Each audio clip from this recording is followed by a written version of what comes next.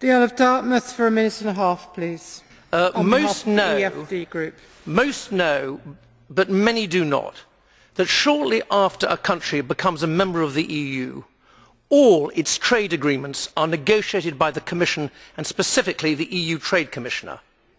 In this arrangement, the interests of all 27 member states need to be satisfied, which of course means in practice that they won't be.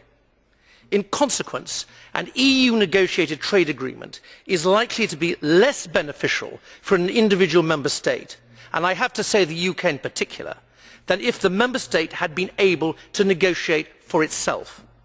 Now, the rationale for all this is that the EU is a large trading bloc, and because of this clout, the EU is able to negotiate a trade treaty that would not be open to a member state to negotiate on its own.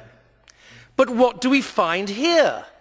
The negotiations for the EU trade treaty with Japan have not even properly started, as the Commissioner said.